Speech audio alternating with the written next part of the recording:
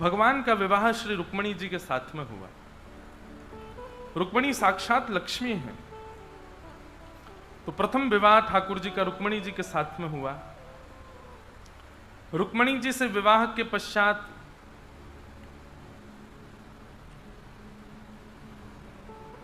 ठाकुर जी का द्वितीय विवाह जामवंत की पुत्री जामवती के साथ में हुआ। एक सिमंतक नाम की मणि द्वारिका में थी, जिसके लिए भगवान ने सत्राजित यादव को, जिसकी वो मणि थी, उसको कहा था कि भाई ये मणि तुम द्वारिका के कार्यालय में दे दो, लेकिन उसने देने से मना कर दिया। कुछ दिन बाद उसका भाई वो मणि पहन करके गया, लेकिन उस भाई को एक शेर ने मार करके मणि को अपने पास रख लिया। मणि को, शेर को मार करके मणि भालू लेकर के चला गया, परंतु भाई इतने दिन तक लौट करके नहीं आया। तो सत्राजित यादव ने भगवान के ऊपर कलंक लगा दिया कि इन्होंने मणि मांगी थी, मैंने देने से मना कर दी, 3 दिन बाद मेरा भाई लापता हो गया, इन्होंने ही उसको अपने यहां रखा है। बंधुओं देखो, दुख के 3 कारण होते हैं, काल, कर्म और स्वभाव। दुख 3 कारणों से हमारे पास आता है। सबसे पहला होता है काल, समय। संसार में ऐसा कोई व्यक्ति नहीं है जिसके जीवन में दुख नहीं आएगा। अगर उसके कर्मों का दुख नहीं आएगा तो उसके काल का दुख आएगा। यह कष्ट आता ही हमारे निर्माण के लिए है। हम आप सब लोग आज कथा में बैठे हैं, कर्म कर रहे हैं, जो कुछ भी कर रहे हैं वो इसलिए कर रहे हैं क्योंकि हमारे जीवन में दुख आता है। अगर हम सब सुखी हो जाते तो हम कथा भी नहीं सुनते, हम कभी मंदिर भी नहीं जाते, हम कभी कोई नवीन कर्म नहीं करते, कभी मेहनत नहीं करते, कभी परिश्रम नहीं करते। इन सब में बांधने का कारण ही कष्ट है। आपके जीवन से यदि सारे कष्ट खत्म कर दिए जाएं तो राक्षस बन जाओगे आप। केवल कष्ट है जिसके कारण आप मानव बने हुए हो, जिसके कारण आप सही पथ पर चल रहे हो, जिसके कारण आप भय के कारण ही सही मंदिर जा रहे हो, नाम जप कर रहे हो, ठाकुर जी को भज रहे हो। वो बात अलग है कि भजते भजते कथा सुनते सुनते फिर वो भय प्रेम में परिवर्तित हो जाए। परंतु कहीं ना कहीं हमको क्यों मांस खाना गलत लगता है। एक दिन एक व्यक्ति ने मुझे पर्चा लिख के यहां मंच पर दिया। उसने कहा कि महाराज मेरे परिवार के लोग यहाँ कथा में बैठे हैं, अब मैं उस दिन में तो बोल नहीं पाया, आज याद आ रहा है। बोले मैं, आप मेरा नाम लेके मत बोलिएगा, पर ये लोग सब लोग मांस भक्षण करते हैं, इन लोगों को समझ ही नहीं आता, बल्कि इनकी विचारधारा तो ऐसी है, व्यक्ति के चित्त में जो खाने का मन आ जाए वो उसको खाना चाहिए। ऐसा भूल करके भी मत करिएगा। मानव बुद्धि और मानव का मन इतना खतरनाक है, वो दिन दूर नहीं है। मैं तो कह देता हूं, घोर कलयुग का स्वरूप पता है कैसा होगा? जब घर का कोई व्यक्ति मरणासन अवस्था में आ जाएगा ना, कि अब पता चल जाए इसकी मृत्यु होने वाली है, तो उसको जाकर के करोड़ रुपया में रेस्टोरेंट में बेच आया करेंगे। बोले जलाने से क्या फायदा, इसको पेट भर जाएगा। और हम आप सब तो रहेंगे नहीं उस समय पर आज जो न्यूज चैनल पर डिबेट्स होती है, इसके लिए उसके लिए, उस समय डिबेट होगी इस चीज पर भी कि मानव को नहीं जलाना चाहिए, मानव को नहीं दफनाना चाहिए। बोले इससे अच्छा 4 लोगों का पेट भरेगा, इसको दे आओ रेस्टोरेंट में। ये भी आएगा समय, तब क्या करेंगे हम? और कई ऐसे देश हैं आज भी, वहां पर ये नियम है कि बड़े तो नहीं, पर हाँ बालक बच्चों को तो गोविंदाय नमो नमः कर जाते हैं राक्षस। आप कैसे किसी जीव को मार सकते हैं? आप कैसे किसी जीव की हिंसा कर सकते हैं?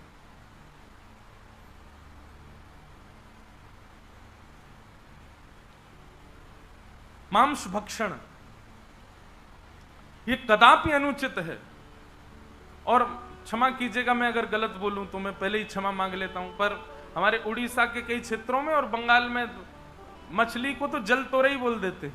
बोले जल तोरई है महाराज, यार तो खा ही सके, जल की तोरई है। एक बार एक व्यक्ति मुझे मिला, वो मुझसे क्या बोलता है, बोले महाराज जी हम मच्छी खाते हैं। मैंने क्यों खाते हो? बोले हम नहीं खाएं तुम्हारा समुद्र जो है पूरा दूषित हो जाएगा। मैंने कैसे? बोले देखिए गंगा जी निकलती हैं, देखो चटोरा व्यक्ति अपने जीव के स्वाद के लिए कितनी बड़ी कथा सुना रहा है मुझे। कहता है कि वो गंगोत्री से गंगा जी निकलती हैं, उत्तराखंड की सारी गंदगी उसमें आती है, मछलियां खा जाती हैं। फिर वही उत्तर प्रदेश में जाती हैं तो मछलियां उत्तर प्रदेश की भी गंदगी खा लाती हैं। मैंने कहा अच्छा।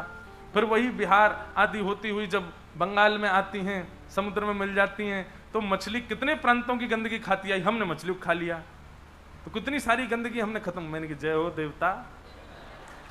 मैंने कहा जीव थोड़ी है तुम्हारी, झाड़ू है, पोंछा है, ये साफ कर रहे हो तुम, सफाई में लगे हो। जीव थोड़ी है, वॉशिंग मशीन है तुम्हारी, पूरे विश्व का कर। मैंने जाओ और लंबी नदी ढूंढ के आओ, उसके भी खा जाओ सबरी मछलियों को। तुम नहीं खाओगे तो अरे पूरी दुनिया जल जाएगी महाराज, सब पॉल्यूटेड हो जाएगा। कैसी बात करते हैं लोग अपने स्वाद के लिए। मैं एक जगह कह रहा था कि व्यक्ति को भोजन करने में स्वाद, भोजन कितनी देर में हो जाता है हमारा, 8 से 10 मिनट, इससे ऊपर भोजन का समय नहीं जाता है। और उसमें हमको स्वाद कितनी देर आता है, केवल शुरुआत के 3 से 4 मिनट, उसके बाद स्वाद नहीं आता, उसके बाद हम पेट भरते हैं। लेकिन 4 मिनट के लिए आपने किसी की मां को मार दिया, किसी के बच्चे को मार दिया, किसी के भाई को मार दिया, 4 मिनट के स्वाद के लिए।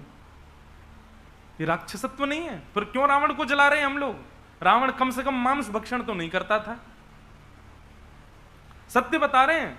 मुझसे एक बार किसी ने कहा कि सतयुग त्रेता द्वापर में राक्षसों के नाम है, कलयुग में राक्षस का नाम नहीं। मैंने कहा है ना, क्या ये सब जितने करोड़ों दिख रहे सब राक्षस हैं यहाँ पे मानव ही राक्षस है।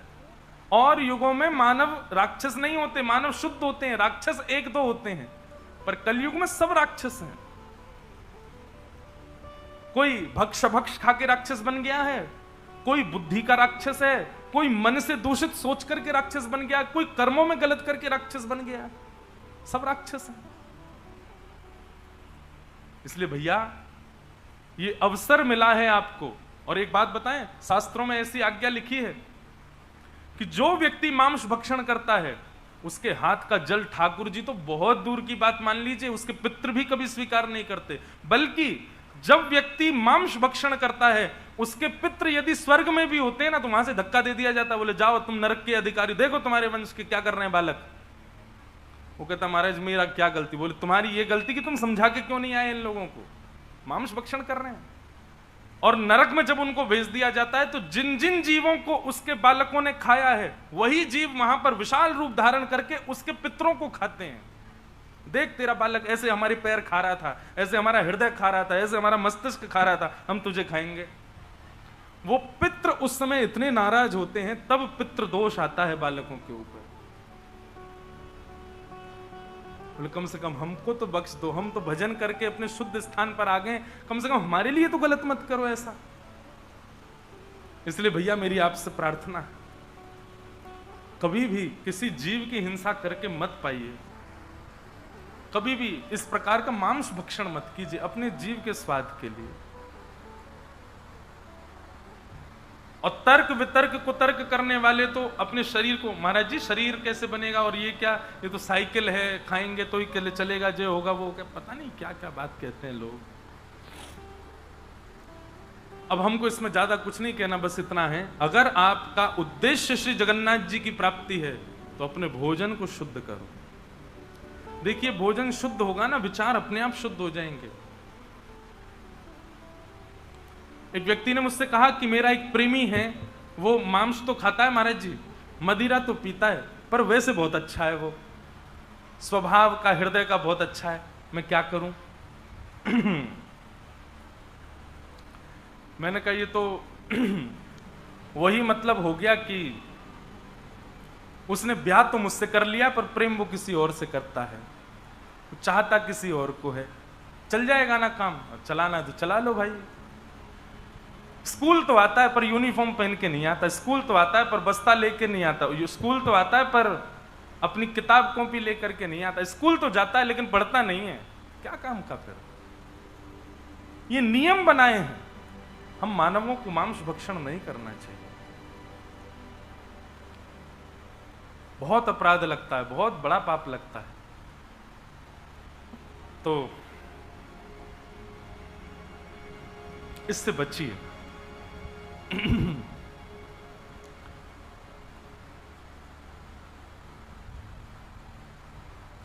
भगवान के ऊपर कलंक लगा दिया सत्यजीत यादव ने। और एक जगह और मैंने एक बात और बता दूं मांस भक्षण की, फिर आगे चलता हूं। एक जगह मैंने एक बात और पढ़ी थी, जब आप किसी जीव को खाते हैं तो उसकी साइकिल कैसी होती है कि वही जीव जिसको आपने मार के खाया है, वो जीव पिछले जन्म में इंसान था और आप जानवर थे, उसने आपको खाया था। तो आप अब अपना बदला लेने के लिए अब आप इंसान बन के आए हो, और वही इंसान अब जानवर बन के अब आप उसको खा रहे हो। अब पता है इसमें मांस भक्षण करने वाले क्या कहेंगे, महाराज जी अगर हमने नहीं खाया तो हम अपना बदला कैसे लेंगे उससे हमने नहीं खाया तो बदला कैसे होगा हमारा पूरा इसलिए भैया इससे बचो, भोजन शुद्ध रखो। तो भगवान का दूसरा विवाह सत्यभामा जामवती के साथ में हुआ, जामवंत की पुत्री जामवती के साथ। तीसरा विवाह भगवान का सत्यभामा के साथ में हुआ। चौथा विवाह भगवान का कालिंदी यमुना जी के साथ में हुआ। बंधुओं, एक कथा आती है बड़ी सुंदर कि ठाकुर जी के अत्यंत समीप में रहने वाले 3 लोग हैं। पत्नियों में ठाकुर जी के सबसे ज्यादा समीप रहती है सत्यभामा। और सत्यभामा समीप क्यों रहती हैं? सत्यभामा एक तो सुंदर बहुत है, दूसरा भगवान थोड़े से डरते हैं सत्यभामा से, और थोड़ी सी ठाकुर जी को डरा धमका के रखती है इसलिए ठाकुर जी ज्यादातर उसी के संग ही सिंहासन पर बैठते हैं द्वारिका के। तो सत्यभामा, गरुण जी और श्री सुदर्शन जी, ये 3 भगवान के सबसे समीप हैं। और मैं अधिकतर कथाओं में कहता रहता हूं कि जब अति सामीप्य मिल जाता है तो मान आने की संभावना बढ़ जाती है, अभिमान होने की संभावना बढ़ जाती है। एक राजा थे, वो राजा की सभा में बहुत सारे लोग बैठते थे। राजा बड़े प्रतापी राजा थे। उनके महल में एक सेठ जी रहते थे। तो राजा जब कोई निर्णय देते थे तो वो सेठ जी उनके कान में जाकर के बार बार पूछते थे, जल पिएंगे क्या? कभी पूछते आप दूध पिएंगे क्या? कभी कहते बोले आप कुछ खाएंगे? तो राजा कहते नहीं नहीं नहीं। तो बाकी के सब लोग जो थे उनको पता तो होता नहीं था इन्होंने क्या बोला। फिर वो बाद में पूछते तुम क्या बोलते हो राजा के कान में? बोले कि वो जो भी निर्णय देते हैं मुझसे पूछ के देते हैं, तो मैं ही जाके बोलता हूँ उनके कान में, आप ऐसा ऐसा निर्णय दो। तो राजा बोल देते। बोले अच्छा, तुम्हारी सुन के बोलते हैं? बोले हाँ, ऐसे लोग संसार में बहुत होते हैं। वो श्रेष्ठ लोगों के आसपास घूमते घूमते सबको ये दिखा देते हैं, देखो हमारी बहुत चलती है, हमारे कैसे ही सब काम होता है, हमारे चाहने से ही सब होता है। तो अति सामीप्य में मान आने की संभावना बढ़ जाती है।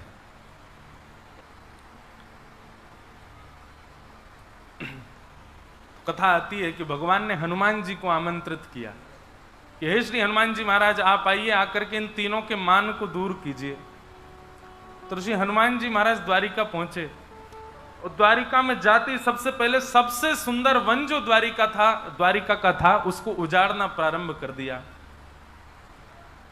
द्वारिकाधीश की सभा में जाकर के किसी ने हल्ला मचा दिया। बोले महाराज जल्दी कुछ करिए। बोले क्या हो गया? बोले एक बानर आ गया है, पूरे द्वारिका को उजाड़ रहा है। भगवान ने सुदर्शन जी से कहा, बोले सुदर्शन जी आप चले जाइए, जाकर के उस बानर को देखिए आइए, क्या कर रहा है, पूरी द्वारिका में बहुत उत्पात मचा रखा है। सुदर्शन जी बोले इतने छोटे से काम के लिए मैं जाऊं? किसी अन्य को भेज दीजिए, बानर भगाने का काम है, डंडा लेके कोई चला जाएगा, भगाया आएगा। कई सैनिक गए लेकिन कोई सैनिक लौट करके वापस नहीं आया। तो भगवान बोले कोई भी आ नहीं रहा है, लग रहा है बानर बड़ा है, आप ही जाइए। तो सुदर्शन जी को इतना अपमानजनक लगा कि बानर भगाने के लिए मुझे भेजा जा रहा है। वो ठीक है भगवान, ऐसा ऐसा प्रकोप करके आऊंगा कि बानर वंश ही खत्म हो जाएगा। सुदर्शन जी महाराज जैसे ही गए, वन में बैठे हैं श्री हनुमान जी महाराज, पूरा वन उजाड़ दिया। सुदर्शन जी ने जैसे ही आकर के हनुमान जी को देखा, जैसे ही उनके ऊपर आक्रमण करने लगे, हनुमान जी ने सुदर्शन जी को पकड़ा, अपनी कांख में दबा लिया और दबा करके बैठ गए। सुदर्शन जी की जीभ भी सब बाहर आ गई निकल करके, महाराज छोड़ा ही नहीं, कस के दबा लिया। शाम हो गई, सुदर्शन जी लौट करके नहीं आए। पूरी सभा में बड़ा चिंता का विषय होने लगा। भगवान बोले सुदर्शन जी इतना समय तो नहीं लगाते। आपको पता है दुनिया में सबसे तीव्र चलने वाली गति किसकी है? सुदर्शन जी की। श्री सुदर्शन जी महाराज और श्री गरुण जी महाराज ये मन की गति से भी तेज चलते हैं, ऐसा शास्त्रों में वर्णन है। सुदर्शन जी लौट करके नहीं आए। भगवान ने गरुण जी को बुलाया। 3 लोगों का मान दूर करना था, सुदर्शन जी का, गरुण जी का और सत्यभामा का। गरुण जी से कहा, बोले गरुण जी देख के तो आओ, तुम्हारे प्रिय मित्र सुदर्शन जी कहाँ रह गए? बोले नहीं आने वाले होंगे। बोले आए तो नहीं, बहुत देर हो गई, तुम जाओ। तो श्री गरुण जी महाराज को भी अपने ऊपर लज्जा हुई कि बताओ मैं बानर को भगाने के लिए, सुदर्शन जी को ढूंढने के लिए मेरा प्रयोग किया जा रहा है, मैं गरुण, मेरा इतना प्रताप। कोई बात नहीं ठाकुर जी, मैं अभी जाता हूं, देख के आता हूं। गरुण जी महाराज जैसे ही गए, जाकर के वन में देखा महाराज, तो उन्होंने, हनुमान जी तो कांख में दबाए बैठे हैं सुदर्शन जी को। ये दृश्य देखते ही गरुण जी को विश्वास नहीं हुआ। बोले भगवान नारायण के सुदर्शन को कांख में दबा लिया, ये बानर तो नहीं हो सकता। भैया आप कौन हो? हनुमान जी मुस्कुरा गए, बोले आओ गरुण जी पधारो। गरुण जी महाराज समझ गए, बोले ओहो आप तो हनुमंत लाल हैं। अरे सुदर्शन भैया तुम पहचाने नहीं, हनुमान जी हैं ये तो। बोले मुझसे बात बाद में करना, पहले निकालो तो सही यहां से। गरुण जी बोले छोड़ दो, प्राण निकल जाएंगे। आंख ऊपर कर दी तो गरुण जी ने सुदर्शन जी को लिया, बेचारे हाथ पांव सब सूज गए उनके।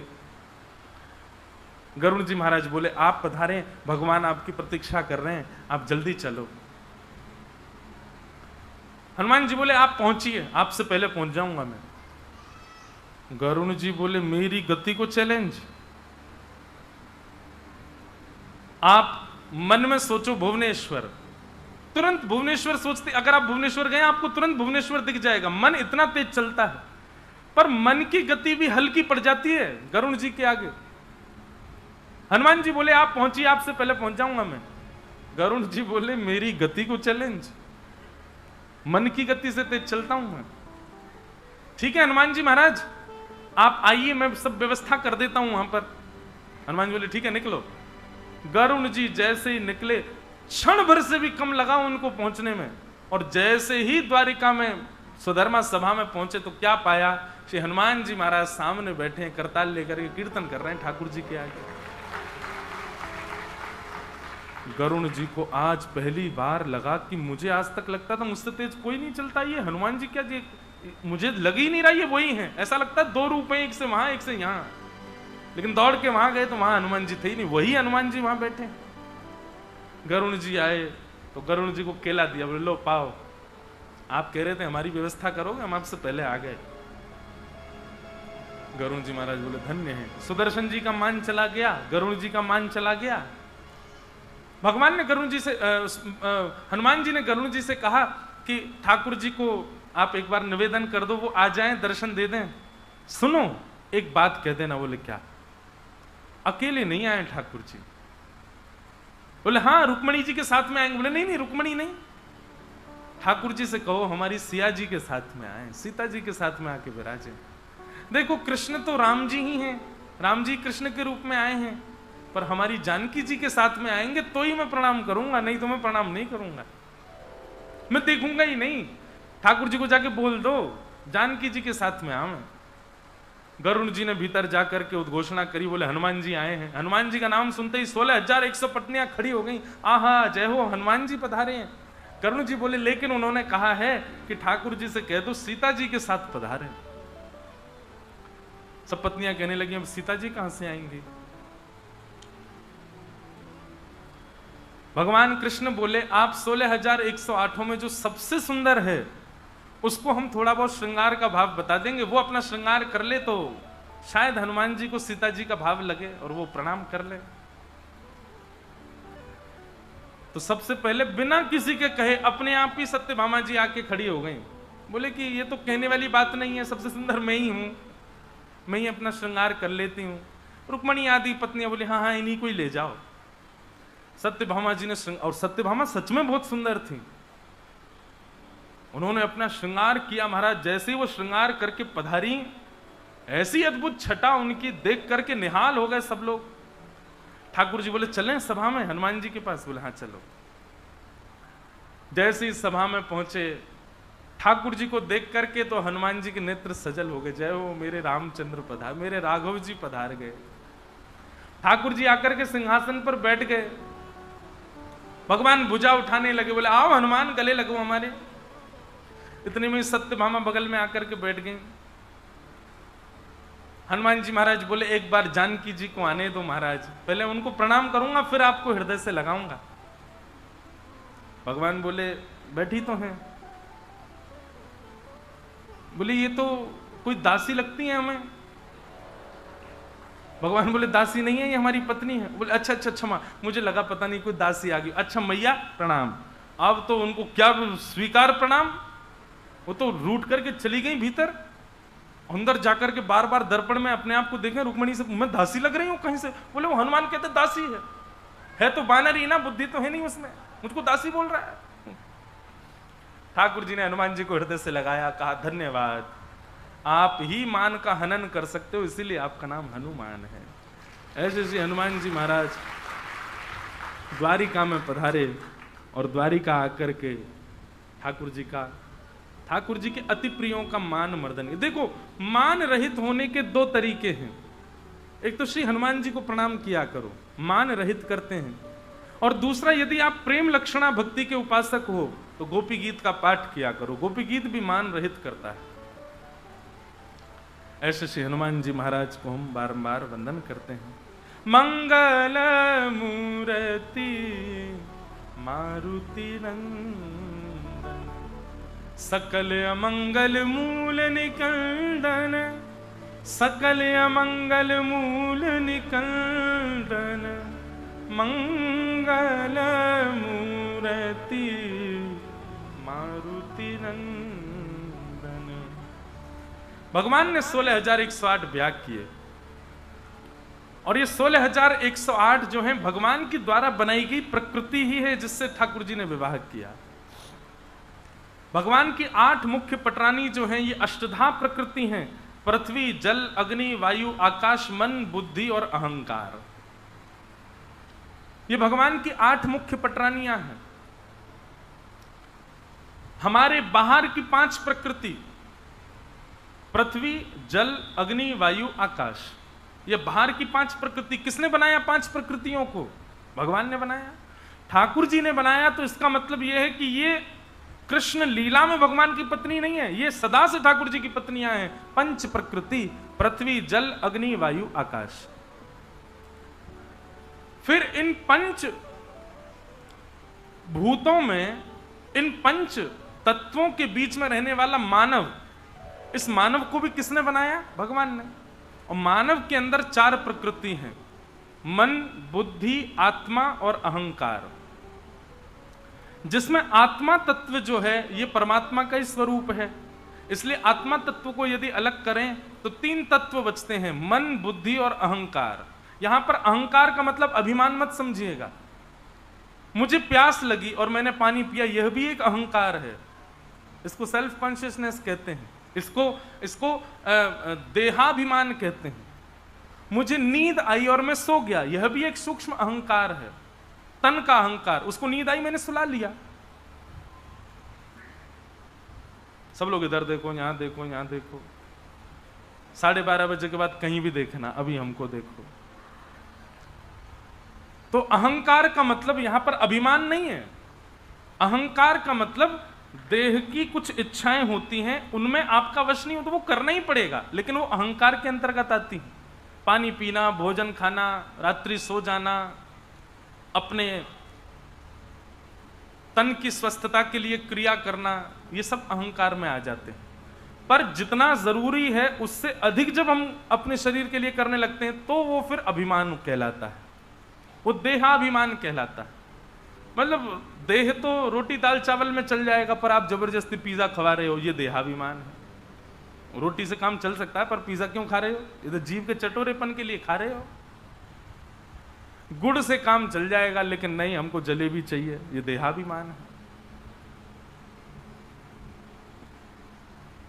दूध से काम चल जाएगा लेकिन हमको कॉफी पीनी है, ये देहाभिमान है।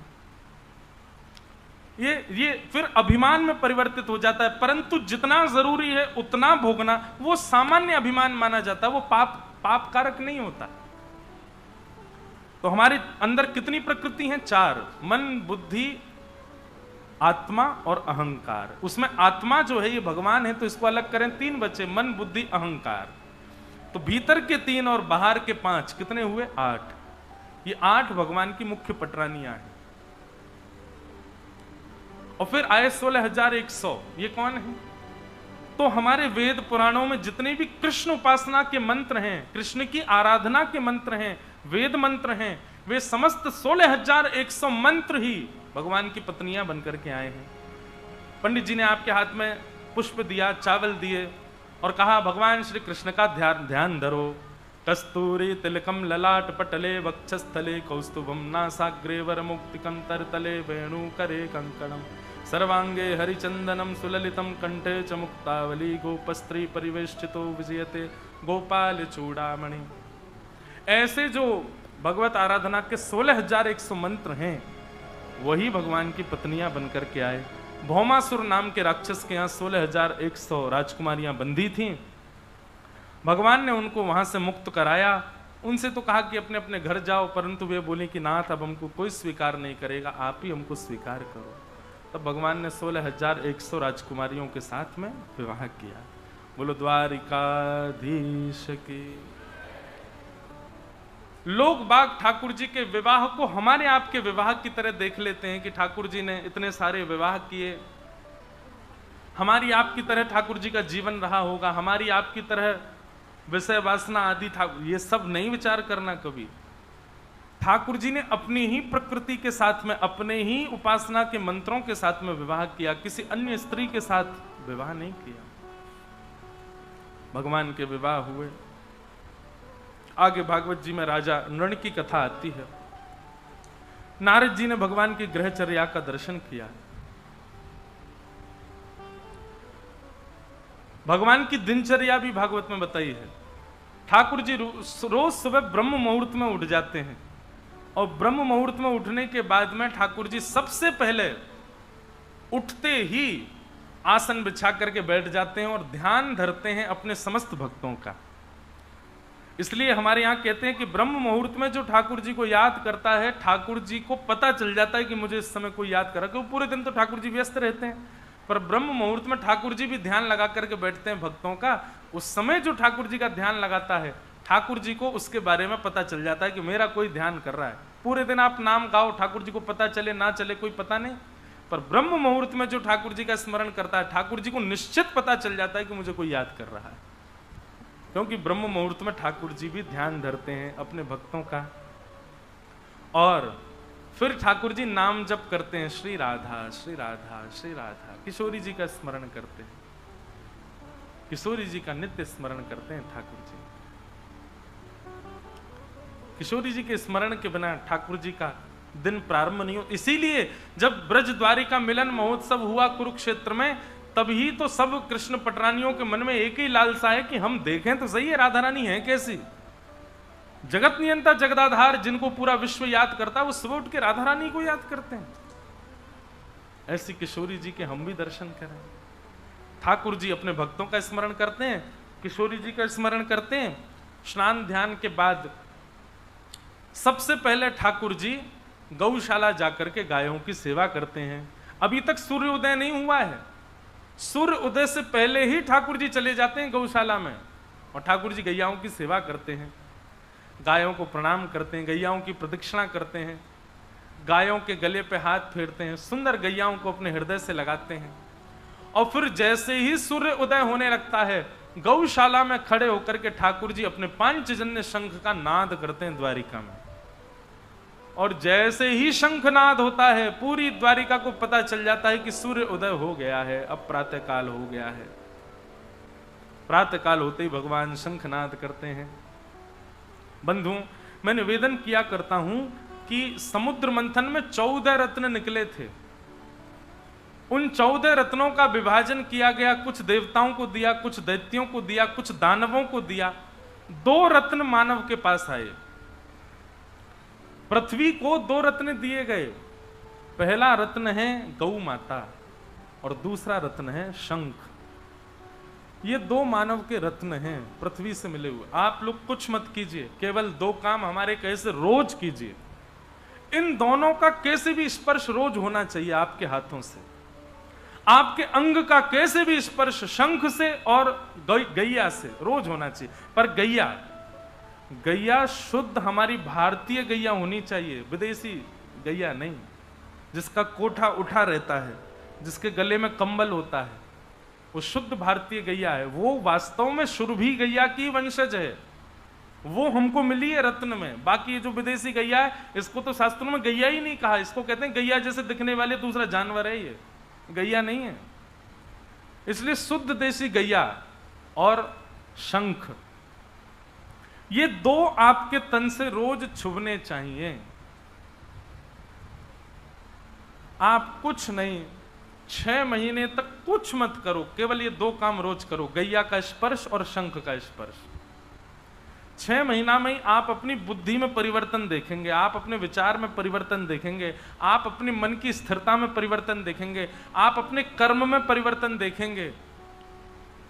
शंख और गैया का स्पर्श एक अद्भुत प्रकार की ऊर्जा आपको प्रदान करेगा, जिससे आपकी मति शुद्ध होगी। और कुछ मत करो, ये दो काम रोज करो, क्योंकि मानव को मिले रत्न है, मानव इन्हीं का स्पर्श नहीं करता। नित्य ठाकुर जी गैया के सेवा करते हैं, फिर उसके बाद शंख बजाते हैं। महाभारत के अनुशासन पर्व में एक कथा सुनाई जाती, बहुत ध्यान से सुनना।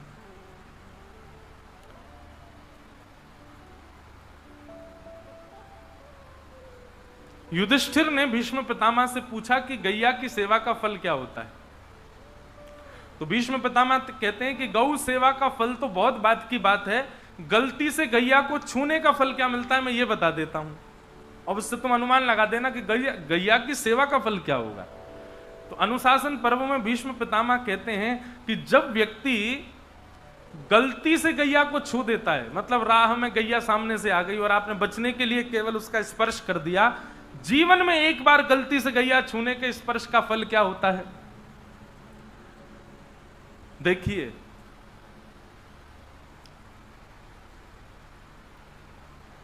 हर व्यक्ति को अगर उसने अपने कर्म शुद्ध नहीं किए, थोड़ी देर के लिए इसे ही नरक जाना पड़ेगा। आप सबने कथा सुनी होगी, युधिष्ठिर को एक क्षण के लिए नरक देखना पड़ा था। क्यों? भगवान के कहे से झूठ बोला, लेकिन बोला तो झूठ। अच्छा, झूठ तो बोला, उसके बाद में ये और चिल्लाने लगे, बोले हाथी मरा है, अश्वत्थामा नहीं मरा है। भगवान ने वो बात अलग है कि उस समय शोर करवा दिया कि किसी को सुनाई ना दे, पर ठाकुर जी के कहने से झूठ बोला गया। इस वजह से 1 मिनट के लिए, एक क्षण के लिए युधिष्ठिर को भी नरक देखना पड़ा। तो हम लोगों की क्या स्थिति होने वाली सोचो। नरक तो जाना पड़ेगा, थोड़ी देर के लिए सही जाना तो पड़ेगा। इसलिए खूब भजन करो, खूब प्रार्थना करो कि नरक ना जाना पड़े। नरक बहुत बेकार होता है। लेकिन हमने शास्त्रों में एक बात पढ़ी है, आपको नरक कितनी देर के लिए जाना है? आपको 1 क्षण के लिए नरक जाना है केवल। लेकिन नरक तो 1 क्षण ही रुकना है, पर नरक जाने से पहले एक वैतरणी नदी पड़ती है, उसको पार करने के लिए ऐसा वर्णन करते हैं कि वैतरणी को पार करने में सामान्य से सामान्य व्यक्ति को बहुत तीव्रता से पार करेगा तो उसको भी 1000 वर्ष के आसपास लग जाते हैं वैतरणी पार करने में। मात्र इतनी खतरनाक वैतरणी नदी है, उसका कोई और छोड़ नहीं देखता, समुद्र की तरह है वो। और वैतरणी नदी में कोई जल नहीं है, वैतरणी नदी में खून की नदी है वो। वैतरणी नदी में मवाद बहता है, रक्त बहता है, दुर्गंध इतनी गंदी आती है कि कोई वहां खड़ा नहीं हो सकता। उसको पार करना पड़ता, 1000 वर्ष लगते हैं तब जाके नरक पहुंचता है व्यक्ति।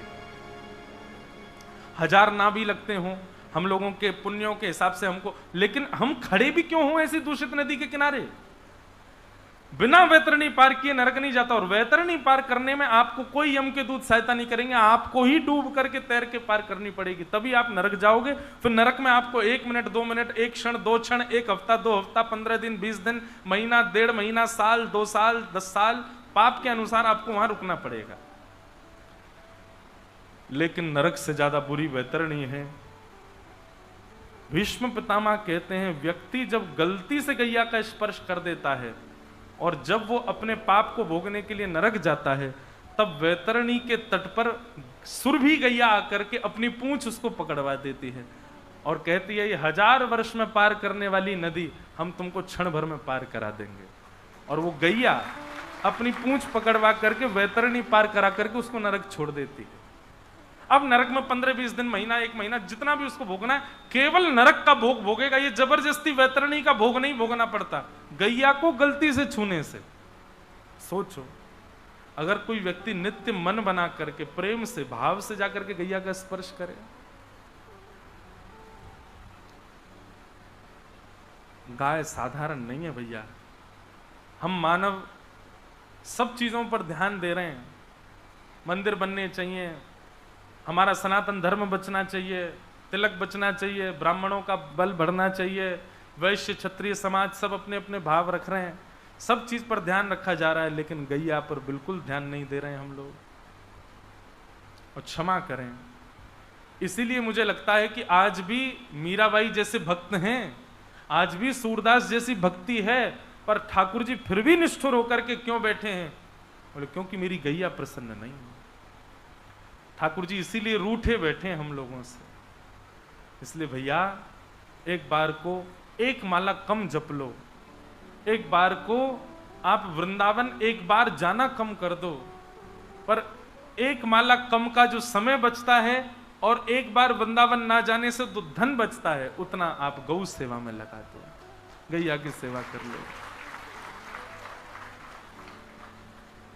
गैया की बात होती है ना, तो मैं देखता हूं श्रोताओं को, आधे लोग तो यूं सुनते हैं, आधे लोग यूं सुनते हैं, आधे लोग यूं सुनते हैं, उनको सीरियसनेस आती नहीं गैया के नाम पर याद रखिएगा, जब तक आप गैया के लिए सीरियस नहीं हो गए, गैया के लिए आपके मन में प्रेम नहीं आएगा।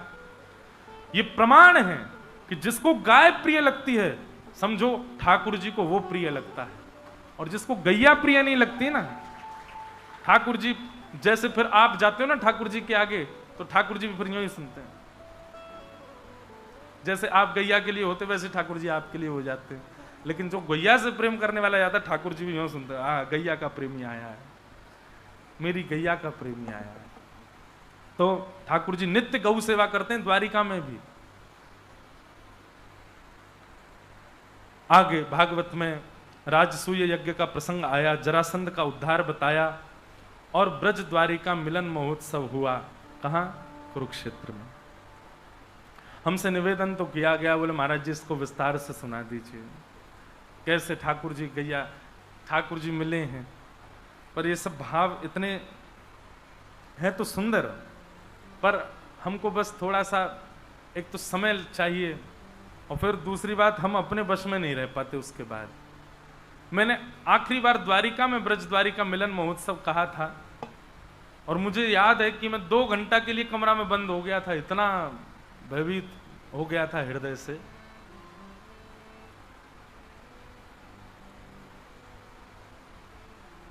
ठाकुर जी ब्रजवासियों से बहुत प्रेम करते हैं। सूर्य ग्रहण का समय था, द्वारिका के सब लोग कुरुक्षेत्र में यज्ञ करने के लिए आए हैं। भगवान के ब्रज से गमन के पश्चात ब्रजवासी कहीं नहीं गए, लेकिन आज सैकड़ों वर्ष बाद ब्रजवासियों के मन में भी आया कि सूर्य ग्रहण है, कुछ दान पुण्य करें, हम सब भी कुरुक्षेत्र चलते हैं। ना ही ब्रजवासियों को पता है कि वहां द्वारिका आने वाले हैं द्वारिका के लोग, और ना ही द्वारिका के लोगों को पता है कि यहां ठाकुर जी के प्रिय ब्रजवासी आने वाले हैं। और तभी कुरुक्षेत्र में कुंभ की तरह, जैसे कुंभ का मेला होता है, ऐसे ही सबके शिविर लगे थे। यहां पर हस्तिनापुर के हैं, यहां द्वारिका के लोग हैं, यहां दक्षिण भारत का शिविर है, यहाँ का, उन्हीं सब में एक छोटा सा शिविर, प्यारा सा शिविर ब्रजवासियों का भी लगा है। ब्रजभानु जी आए, नंद बाबा आए, यशोदा मैया आई है, मधुमंगल श्रीदामा, तनसुका मनसुका धनसुका, ठाकुर जी की सब सखा मंडली आई है। सब बड़े बड़े हो गए, 150 वर्ष हो गए ठाकुर जी को व्रत छोड़े, 100 वर्ष से अधिक हो गए, 150 तो नहीं। किशोरी जी भी आई हैं।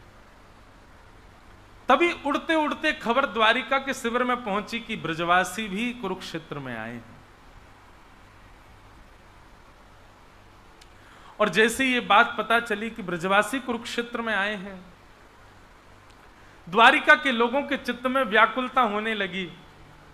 सब लोग सोचने लगे ब्रजवासियों से जाकर के मिलें, उन ब्रजवासियों का दर्शन करें जिन ब्रजवासियों ने हमारे द्वारिकाधीश को इतना प्रेम प्रदान किया।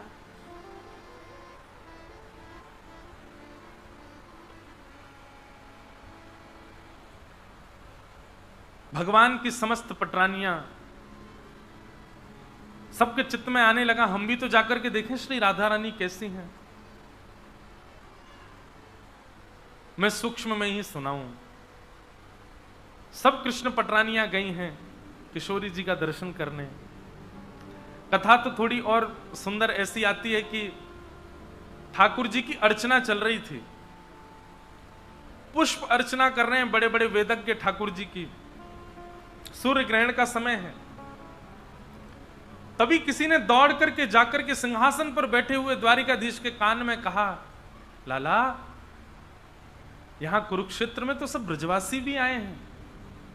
ब्रजवासियों का नाम सुनते ही पुष्पों की अर्चना के मध्य ठाकुर जी के नेत्र बंद हो गए। यशोदा मैया दिखने लगी, नंद बाबा दिखने लगे, श्री राधा रानी दिखने लगी, सब ब्रजवासी दिखने लगे।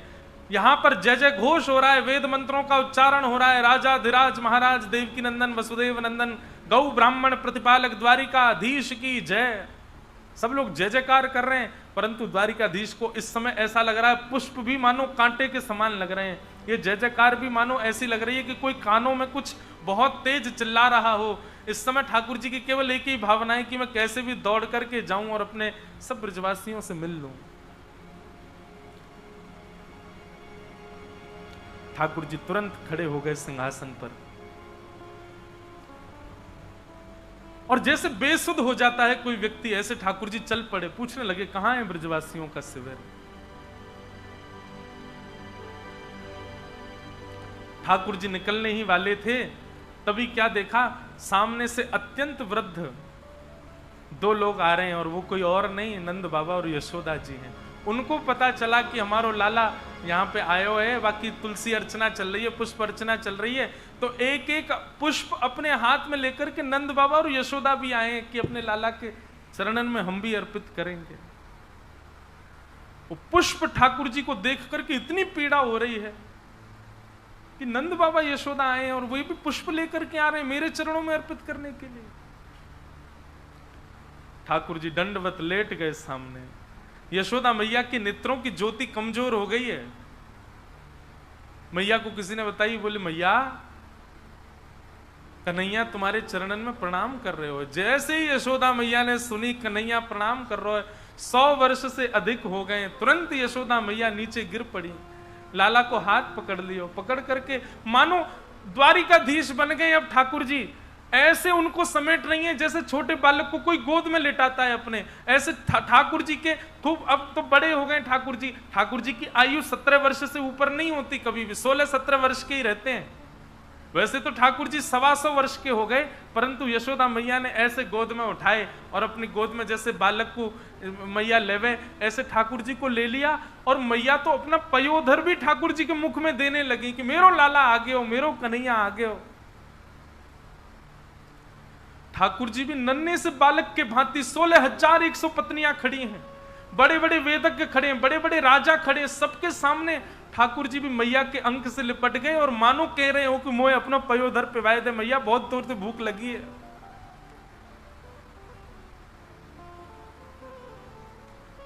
वो प्रेम नहीं होता बंधुओं जहां पर आपको अपनी स्थिति का पता है, जहां पर आपको यह पता है कि आप कुछ हो, वो सब कुछ होगा, वो प्रेम नहीं हो सकता। और जिस स्थिति में आप यह भी भूल जाओ कि मैं कुछ हूं, वही तो प्रेम है।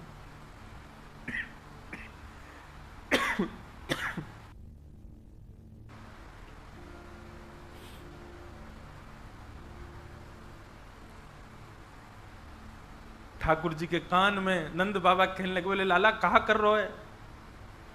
अरे लाला तू राजा बन गए, अब ऐसे मैया को पयोधर नाए पियो करें, अब तो बड़ा है गो लाला, चल उठो है जा, बैठ जा। नंद बाबा की बात सुनकर के ठाकुर जी तो उठ गए। तभी वहां देवकी और वसुदेव का आगमन हुआ।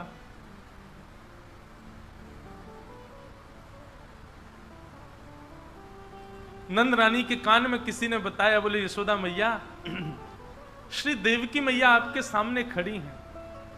देवकी मैया को नाम सुनते ही यशोदा मैया पृथ्वी पर दंडवत लेट गईं और देवकी के चरण पकड़ने लगे। धन्य भाग्य, सौभाग्य हैं बहन तुम्हारे। मेरो तो कछु वर्षन को भाग्य हो कि मैंने लाला अपनी गोद में खिलायो, लेकिन मुझसे ज्यादा सौभाग्यशाली तो आप हो कि लाला को आपने जन्म दियो, जीवन भर अपने संग रखो। सब ब्रजवासी आपस में मिल रहे हैं, बहुत करुण प्रसंग है बंधुओं। ठाकुर जी भी गए, किशोरी जी के पास मिलन हुआ, एक सूक्ष्म रास हुआ ठाकुर जी का। ठाकुर जी लौट करके आए, मतलब ऐसा ग्रहण हुआ, कहे तो थे अनुष्ठान करने पर प्रेम अनुष्ठान हुआ। ठाकुर जी गए तो थे राजाधिराज बन करके, पर लौट करके आए तो कुंवर कन्हई बन करके आए। किशोरी जी ने श्रृंगार करके भेजा ठाकुर जी को। आज इतने वर्षों बाद टेढ़ा मुकुट पहना ठाकुर जी ने।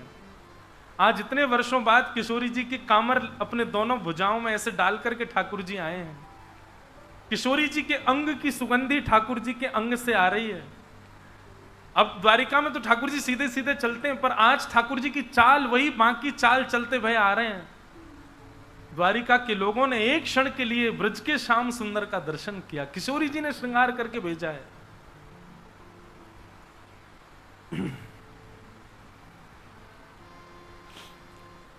भगवान की सब पटरानियां गईं किशोरी जी का दर्शन करने के लिए, पर मन में एक भाव कुभाव लेकर के गई। हम देखें तो सही, ये राधा रानी हमसे ज्यादा सुंदर हैं क्या? जैसे ही भवन में प्रवेश किया, अत्यंत सुंदरी को देख करके सब नतमस्तक हो गई। बोले निश्चित ही किशोरी जी हैं। प्रणाम किया। बोले आप वृषभानु नंदिनी, हमारा प्रणाम स्वीकार करें। घुंघराले केश, मृग जैसे नेत्र, अत्यंत सुंदरी। वो कन्या बोली नहीं नहीं, आप गलती कर रहे हैं, किशोरी जी तो भीतर बैठी हैं, मैं तो उनकी चरणों की दासी हूं।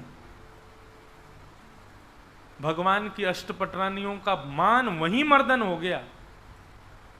बोले दासी है ये, श्यामाजू कैसी होंगी? और भीतर प्रवेश किया तो और सुंदर एक कन्या मिली। पूछा आप किशोरी जी हैं? बोले नहीं नहीं, मैं दासी हूं। किशोरी जी भीतर।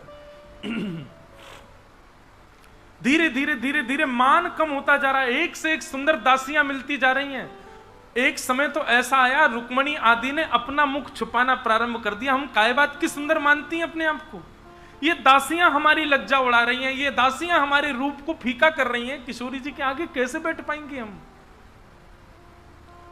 जब पूर्ण रूपेण मान रहित हो गई, पूर्ण रूपेण लज्जा रहित हो गई, पूर्ण रूपेण हृदय में शून्यता आ गई, अब अपनी सुध भी नहीं है। रुक्मणी भूल गई कि मैं कौन हूं, मैं लक्ष्मी हूं, मैं रुक्मणी हूं, मैं अत्यंत सुंदरी हूं। ये सब मान उनके भीतर का जब नष्ट हो गया, पूर्ण रूपेण यह भी भूल गई कि मैं कौन हूं। तब मुख्य शिविर में प्रवेश किया। तभी देखती हैं असंख्य सुंदरी, स्वर्ग की अप्सरा उर्वशी आदियों को भी लज्जा हो जाए उनकी सुंदरता पर, ऐसी असंख्य सुंदरी कन्याएं खड़ी हैं। और उन सब के मध्य में उन असंख्य सुंदरी कन्याओं की भी सुंदरता को फीका कर देने वाली हमारी किशोरी जी बैठी हुई है, हमारी श्री राधा रानी बैठी। किशोरी जी का रूप देख करके रुक्मणी जी घुटनों के बल बैठ गई और बस निहारती रही। ऐसे ही स्वामी श्री हरदास जी का पद है, बहुत प्यारा।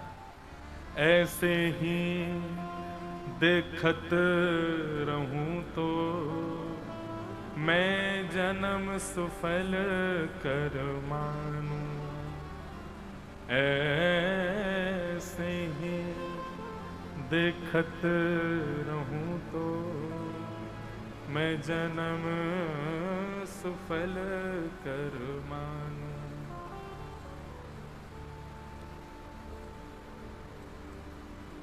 रुक्मणी जी से किसी ने पूछा आपकी स्थिति क्या है? तब मानो रुक्मणी जी ये कहना चाहती हैं, ये भी स्वामी श्री हरदास जी का पद है, रोम रोम रसना जो होती। रुक्मणी जी कह रही हैं, अगर मेरे प्रत्येक रोम की जगह रो ना होकर के जीव होती, रोम रोम रसना जो होती, तो तेरे गुण ना बखाने जात। कहा करूं एक जीव मेरी सजनी, बात की बात की बात। स्वामी श्री हरदास जी कहते हैं हमारी किशोरी जी कितनी सुंदर हैं। बोले अगर हमारे प्रत्येक रों की जगह, कितने रोए हैं मानव के शरीर में, करोड़ों अनगिनत रोए हैं। बोले इतनी जीव यदि भगवान ने प्रकट कर दी होती तो भी किशोरी जी का यश नहीं बता सकता, तो भी किशोरी जी की सुंदरता का वर्णन नहीं कर सकती हैं रुक्मणी जी।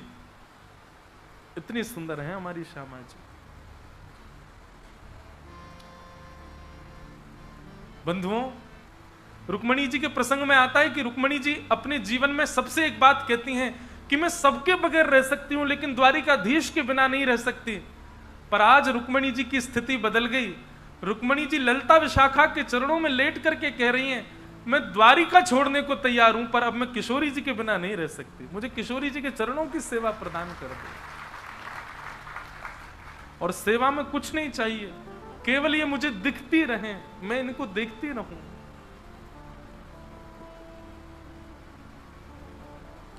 ऐसी हमारी श्यामा जी है, ऐसी हमारी किशोरी जी। रुक्मणी जी को अपने हृदय से लगा लिया। जब दुर्वासा ऋषि ने 12 वर्ष का श्राप दिया था ना रुक्मणी जी को कि ठाकुर जी से दूर रहना, रुक्मणी जी जो एक क्षण ठाकुर जी के बगैर नहीं रह सकती, वो 12 वर्ष कैसे दूर रह ली ठाकुर जी से। उस दुर्वासा ऋषि के श्राप पर रुक्मणी जी दूर चली गई, और वहां दूर जब गई हैं तो विरह व्याकुल हो गई, ठाकुर जी के बिना रह नहीं पा रही हैं। तब रुक्मणी जी के चित्त में किशोरी जी प्रकट हुई, और 12 वर्ष तक किशोरी जी ने रुक्मणी जी को संभाला है।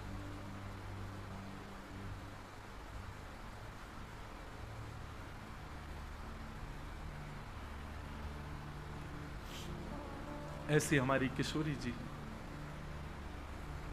श्री राधा रानी।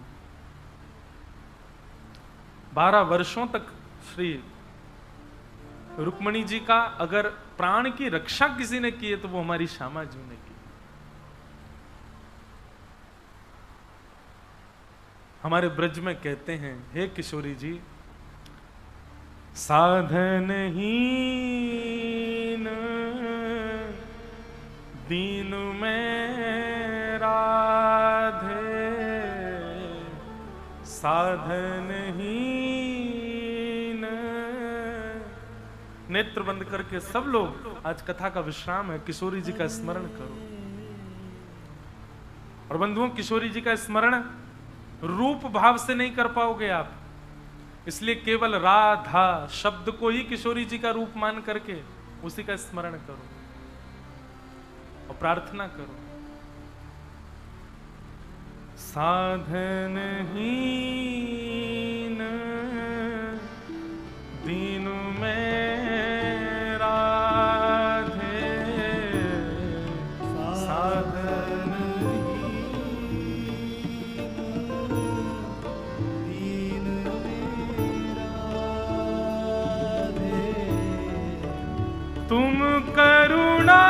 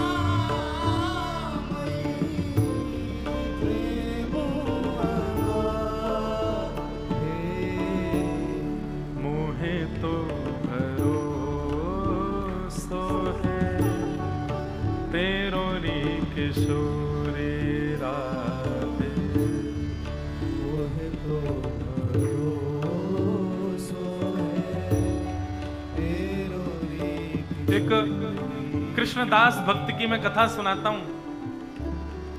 उन्होंने कहीं महाभारत की कथा में ऐसा सुन लिया, महाभारत में लिखा भी है कि यदि कोई व्यक्ति 12 वर्ष तक एक नियम का पालन करे बिना नागा, 365 दिन हर दिन उस नियम का पालन करे 12 वर्षों तक, तो 12वां वर्ष जिस दिन पूर्ण होगा 13वें वर्ष के पहले दिन वो जो मांगेगा वो उसको मिल जाएगा। यदि वो श्याम सुंदर से कह दे ठाकुर जी प्रकट हो जाओ, तो 13वें वर्ष के पहले दिन ठाकुर जी उसके सामने खड़े हो जाएंगे।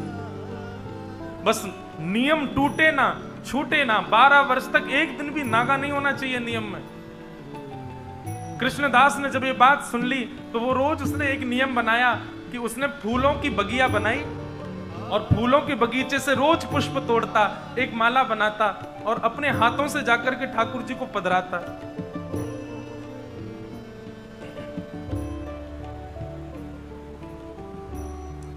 रोज एक पुष्प की माला बना करके और नंद भवन में जाकर के ठाकुर जी को पहना देता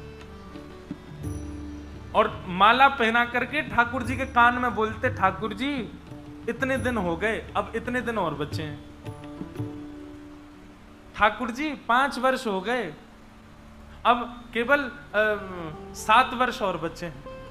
धूप ताप बीमारी हारी कुछ हो जाए लेकिन वो अपनी सेवा नहीं छोड़ते थे। 12 वर्ष पूर्ण होने पर आए तो कृष्णदास नाचते हुए जाते और माला पहनाते हुए कहते, ठाकुर जी अब तो 6 ही महीना रह गए। एक दिन बड़े आनंद में नाचते हुए आए और ठाकुर जी को माला पहना के बोले अब तो 1 ही महीना रह गया। कामना क्या थी उनकी कि 12 वर्ष में माला पहना दूंगा, पर 13वें वर्ष का पहला दिन जब प्रारंभ होगा तो माला तो बनाऊंगा लेकिन पहनाने मैं नहीं आऊंगा, पहनने ठाकुर जी आएंगे मेरे पास। मैं मंदिर नहीं जाऊंगा, लाला तो आना पड़ेगा मेरी कुटिया पे। ठाकुर जी अब तो 1 ही महीना रह गए हो। नाचते हुए जाते, ठाकुर जी अब तो केवल 15 दिन रह गए। और जब 10 दिन शेष रह गए ना तो रोते बिलखते आते नीचे से, लाला अब मेरी सेवा पूर्ण है, बेवारी है, अब तो 10 ही दिन रह गए। उस गली को, उस भवन को, नंद भवन को, सबको खूब निहारते, बस अब तो मैं 5 दिन और आऊंगा, फिर तो मैं नहीं आऊंगा। 12 वर्ष का मेरा सेवा प्रकल्प पूर्ण होने वाला है। ठाकुर जी अब तो 3 ही दिन रह गए और जिस दिन अंतिम दिन था, लाल पड़ रहा है नेत्र, हाथ पांव कांप रहे हैं और ठाकुर जी के भवन में जाकर के बड़ी मुश्किल से माला पहना पाए और चरणों में गिर गए, रोने लगे, मेरी अब सेवा पूर्ण हो गई नाथ। मैं माला बनाऊंगो, मैं 56 भोग बनाऊंगो, लाला तेरे काजे सुंदर खीर बनाऊंगो, पुआ सब्जी पूड़ी सब बना के रखूंगो, बस लाला कल 13वें वर्ष को पहला दिन है, आ जाइयो मेरे पास, तेरी प्रतीक्षा करूंगा मैं। और प्रणाम करते हुए रोते बिलखते हुए वहां से चले गए। 12 वर्षों की सेवा बेनागा एक दिन भी छूटे बिना पूर्ण की उन्होंने। और रात्रि से ही लगे सामग्री बनाने, सब्जी बनाई, पूड़ी रोटी सब कुछ बना करके तैयार किया और सुबह ब्रह्म मुहूर्त में ही बैठ गए। नंद भवन के मार्ग को देख रहे हैं, दूर दूर तक झाड़ू लगा करके आए हैं, कितनी दूरी तक इत्र बरसा के आए हैं कि लाला आवेगो वाकू कहीं कीट कंकड़ ना लग जाए। और उस मार्ग पर ही बैठे हैं, सूर्य उदय हो गया, प्रतीक्षा कर रहे हैं। बोले अब लाला को श्रृंगार है रोए, मंदिर में श्रृंगार आरती होगी, बाल भोग होगा, बाकी बाद आवेगो। अरे श्रृंगार तो है गए होगो, बाल भोग भी है गयो, आरती को समय भी है तो गयो, अब आने वाला होगो, बस आवे आ ही रहे होगो। देखते देखते बाट राजभोग का समय हो गया, ठाकुर जी नहीं आए। अच्छा लाला थक गए होगो, राजभोग पाके आवेगो। राजभोग का समय भी पूर्ण हो गया, ठाकुर जी नहीं आए। अब तो लाला गैया चरावे गए होगो, अब तो कहीं ना कहीं से आ ही जावेगो। नेक भी कोई झाड़ी हिलती तुरंत देखते ठाकुर जी तो नहीं आ गए। शाम का समय हो गया, ठाकुर जी नहीं आए। रात्रि ब्यारू का समय हो गया, ठाकुर जी नहीं आए। और शयन का समय होने लगा, शयन आरती की घंटी बजने लगी मंदिर में। तो इनको इतना विश्वास कि ये सोचे अब मंदिर में शयन आरती के बाद आवेगो लाला, सब कुछ शयन करा के तब आवेगो, अकेले में मिलेगो मुझे आके। शयन आरती के बाद भी घंटों बीत गए, ठाकुर जी नहीं आए। रोने लगे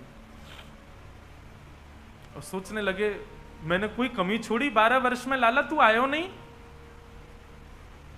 मैंने एक दिन भी, चाहे धूप हो, ताप हो, हारी बीमारी कछु भी, मैं कभी रुको नहीं, रोज माला पहनावे आयो। केवल इतनी प्रार्थना तो करी कि बस 13वें वर्ष के पहले दिन लाला 5 मिनट के काज तू आ जाइयो। नहीं आयो? अरे 5 मिनट को यदि मेरे पास आ जाएगो, कोई त्रिलोकी चलो थोड़ी जाएगो, कोई प्रलय थोड़ी आ जाएगो, और ये नहीं आयो मेरे पास। पहले तो रोए, पहले तो बिलखे, लेकिन जब करुण क्रंदन करने लगे तो क्रंदन करते करते उनको क्रोध आ गया। बोले जे ना आवे को, ये तो छलिया है, ये तो कपटी है, ये तो महाकपटी। यहाँ ने छिप करके बाली मार दियो, बेचारी ब्याह करवे आई, सुरपण का वाके नाक कान काट दिए। ये तो ऐसा ही है, या को स्वभाव बड़ो बेकार है, या के चक्कर में काई को फंस गयो मैं। और तुरंत महाराज उन्होंने सारे 56 भोग की सामग्री की पोटली बनाई और सब अपने घर में जो कुछ भी था सब तहस नहस कर दिया, अपनी कुटिया फोड़ दी, सब खपरे वगैरह सब हटा दी। बोले अब रहनो ही ना है यहाँ पे, गलत आ गया हो या के चक्कर में। अरे मुझे तो पहले ही पता हो ये विश्वास को आदमी ना है, काई को या के चक्कर में 12 वर्ष मैंने बर्बाद कर दिए अपने। और ले करके अपनी जरूरी के सारे सामान, 56 भोग की डलिया और जो माला बना करके रखी थी उस माला को भी हाथ में लपेट लिया और निकल पड़े। बोले गलत आ गया हो या की शरण में, अब मैं जाऊंगा बरसाने, और अब बरसाने जाके श्री जी की शरण में रहूंगा, वही कृपा करेंगे मुंह पे, ये तो ना करेगा मुंह पे कृपा। नंद गांव से बरसाना की दूरी 6-7 किलोमीटर है, पास ही है। जैसे ही बरसाने की ओर बढ़ने लगे तभी देखा आगे से असंख्य गायों का झुंड आ रहा है। और महाराज ऐसी गैया कभी देखे ही नहीं, वो सब गैया जाती जा रही हैं। बाबा एक किनारे खड़े है कि गैया चली जाए तो मैं जाऊं। खड़े खड़े घंटा बीत गए और लेकिन गैया खत्म ही ना हो रही, बढ़ती जा रही हैं, बढ़ती। बोले इतनी गैया कहां से आ गई भैया? कि गैयान की नदी आई है कि गैयान की सुनामी आई है? इतनी गैया कौन के पास है? तभी साधारण सी एक धोती, ऊंची धोती और स्वाफा बगलबंदी, उर्धरी सी बगलबंदी पहने, अपनी कंधा पर ऐसे लठिया टांगे और दोनों हाथ ऐसे लटकाए हुए ग्वारिया आयो। ग्वारिया आकर के बोलो कहो बाबा कहां जा रहे हो? बाबा बोले भैया बरसाने जा रहा हूं। ये तेरी गैया ने आके रास्ता मेरा रोक दियो। कितनी गैया और बची हैं? अरे बाबा जे तो घनेरी हैं, जे तो 9 लाख गैया हैं, नंद बाबा की गैया हैं, अभी तो 10-5 हजार ही निकली हैं, पूरा दिन लगेगा इनको तो जावे में, इतनी सारी गैया हैं। बोले भैया 12 वर्ष है गए, हमने तो कभी देखी ना इतनी गैया। बोले बाबा तुमने अवसर कहां मिला, तुम तो केवल माला पहनाए जाया करते और तो कुछ कियो ना तुमने 12 वर्ष में।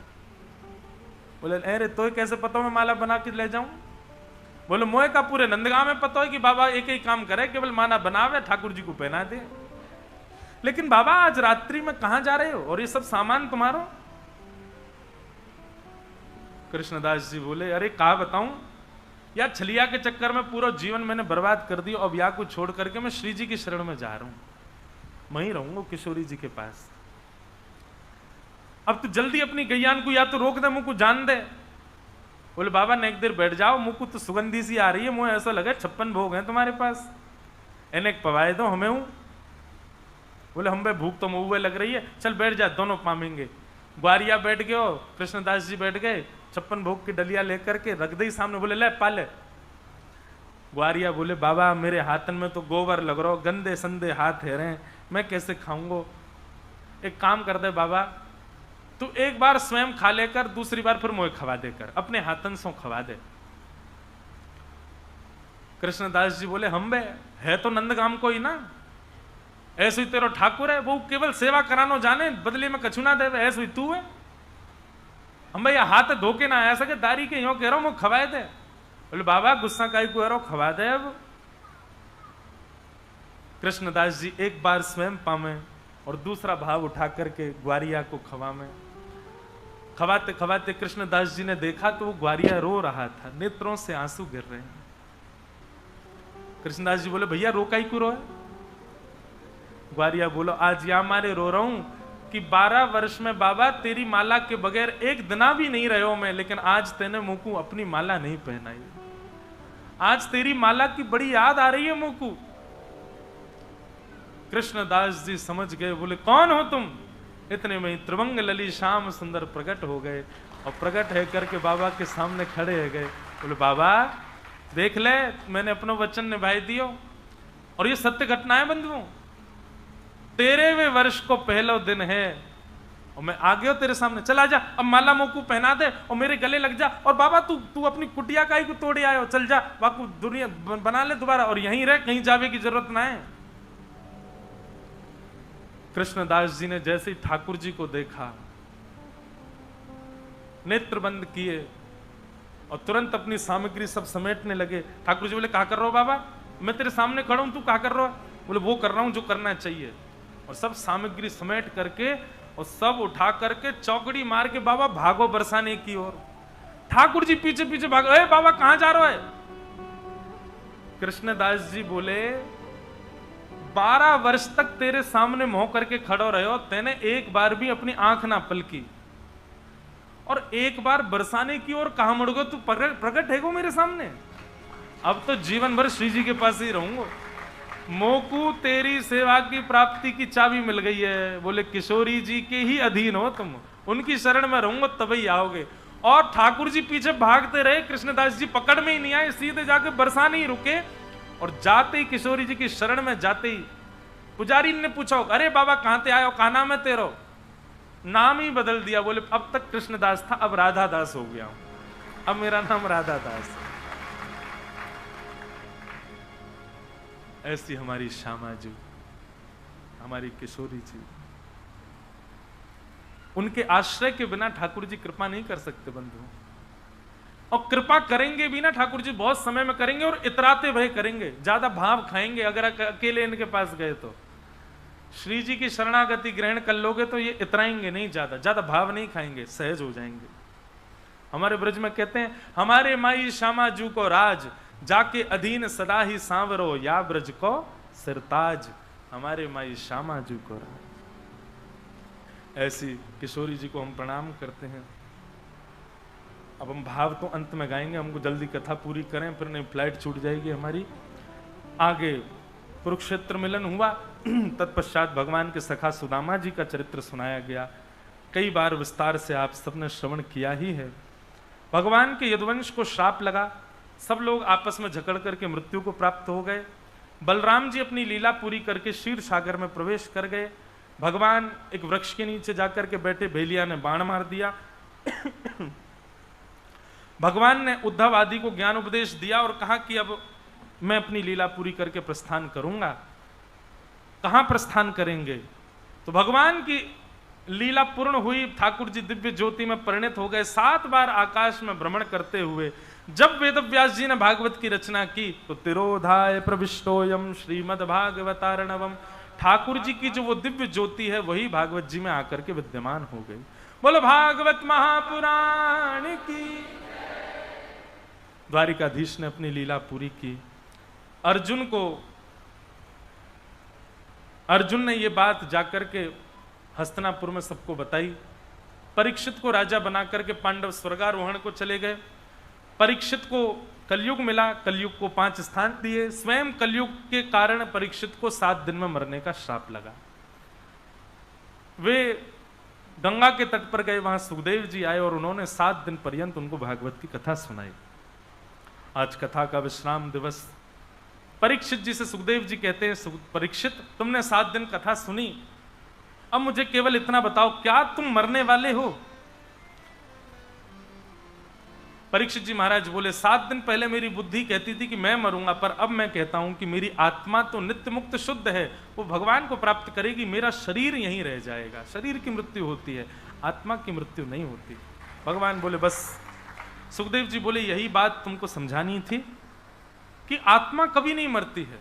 आत्मा तो आपके कर्मों के अनुसार भटकती रहती है। यदि वही कर्म भजन बन जाए तो वही मुक्त होकर के भगवत धाम को प्रस्थान कर जाती है। ये शरीर तो केवल बंधुओं साधन है, इसको साधन ही रहने दीजिए, इसको साधन से ऊपर का दर्जा मत दीजिए।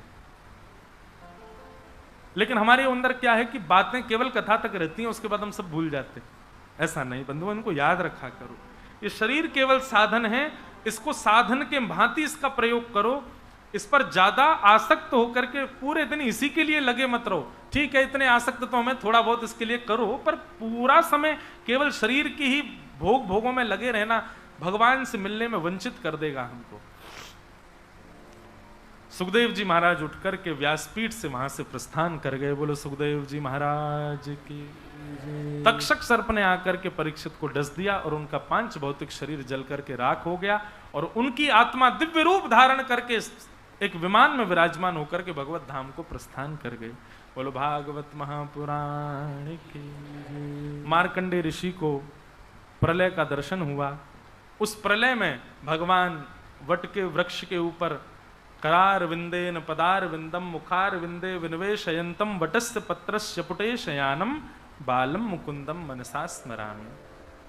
बाल कृष्ण प्रभु को वट के वृक्ष के पत्र पर देख करके मार्कंडे ऋषि का भेद दूर हुआ कि प्रलय में ब्रह्मा जी भी डूब जाते हैं, लेकिन परब्रह्म साक्षात श्री कृष्ण हैं, वे सदैव, इस प्रलय का भी उन पर कोई प्रभाव नहीं होता। आदि आदि कथाओं को सुनाया गया। भागवत जी का अंतिम श्लोक सब लोग मेरे साथ 3 बार कहेंगे। सब लोग उच्चारण करो। नाम संकीर्तनम यस्य सर्व पाप प्रणाशनो प्रणामो दुख समनः तम नमामि हरिं परम। नाम संकीर्तनम यस्य सर्व पाप प्रणाशनो प्रणामो दुख समनः तम नमामि हरिं परम। नाम संकीर्तनम यस्य सर्व पाप प्रणाशनो प्रणामो दुख समनः तम नमामि हरिं परम। एक बार और भाव से कहो। नाम संकीर्तनम यस्य सर्व पाप प्रणाशनो प्रणामो दुख समनः तम नमामि हरिं परम। तम नमामि हरिं परम। तम नमामि हरिं परम। बोलो श्रीमद् भागवत महापुराण की। श्री वृंदावन बिहारी लाल की। श्री राधा रमण लाल की। श्री राधा वल्लभ लाल की। जय जय श्री राम। जगन्नाथ जगन्नाथ जगन्नाथ रक्ष मां। महाबाहो महाबाहो महाबाहो